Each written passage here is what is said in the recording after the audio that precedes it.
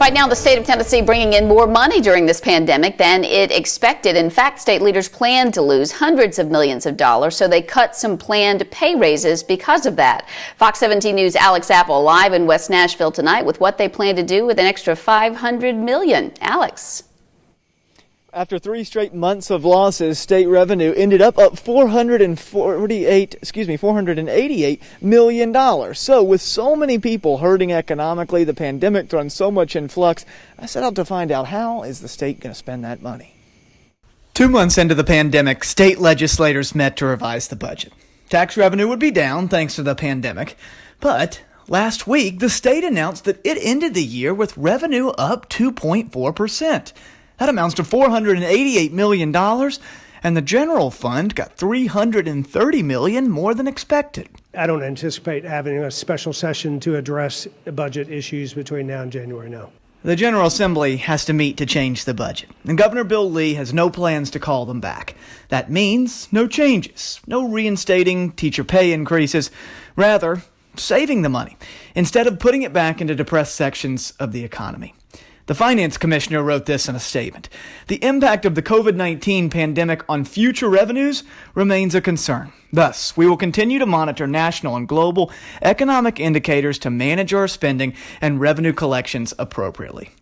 So, the state plans to use the extra money for a rainy day, or a rainy year, as 2020 is turning out to be. Our revenues are better than expected, but we still have significant revenue deficits relative to what was in line before the pandemic. Tourism and hospitality are drains on state revenue. In June alone, sales tax came down $17 million for hotels and another $16 million compared to last year for bars and restaurants, where 133,000 Tennesseans filed for unemployment. It's been 6 months since musicians were able to regularly perform on Broadway, and they say it's time to open up. It's time to open Broadway, Nashville, Tennessee. Buck McCoy has been a musician here for 12 years.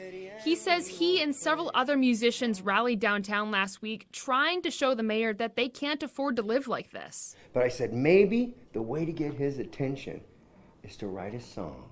Because in Nashville, we all communicate by music. Hey, Mayor Cooper, don't be a... We'll let you head to Facebook to hear the end of that lyric, but he says it's been a long 6 months. We're really striving to find different ways of getting our music out, so it's been a big struggle.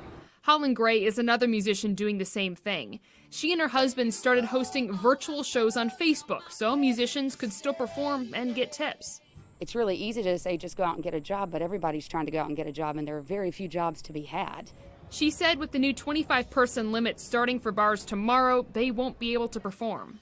What bar owner in the world is going to open a bar and pay musicians and bartenders and door guys and bar backs for 25 people to come in? She adds she has musician friends who are leaving Music City because they can't afford to live here. It's literally killing the music in Music City. It's terrifying. Buck says he feels like the mayor is ignoring them. He kind of rejected us, so it really made us feel like we weren't as important to him. I reached out to the mayor to see if he had a response to their rally and if he's talked to them about their issues with the 25-person limit and not being able to open. I'm waiting to hear back.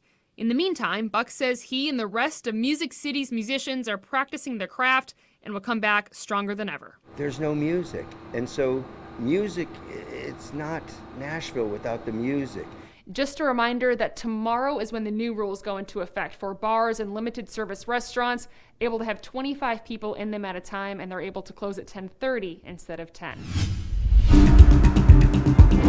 Thank you, Katie. And a digging out follow-up tonight. The state of Tennessee is throwing struggling small businesses a new lifeline tonight. As shutdowns and capacity limits continue for many businesses, Governor Lee is adding nearly $84 million more of CARES Act money to the $200 million committed this summer. In my digging out reports, Mayor Cooper has repeatedly said that he feels the state and federal government should carry the bigger burden for propping up Main Street. Tonight, state leaders tell me they're answering that call to get this money in the right hands. So you're not waiting for them to come to you? No, we are actively reaching out to them with the information we have in our system. So if we have their email address, we're going to start emailing them the new grouping of folks next week. And if we don't have their email address, we will send them a letter in the mail. The state estimates some 44,000 businesses qualify for the grants, and they are adding a whole new list of eligible businesses tonight, including the music industry, recording studios, tour operators, wedding and event planners, caterers, movie and video production, and so many more. I have a link to apply at fox17.com under Fox Links.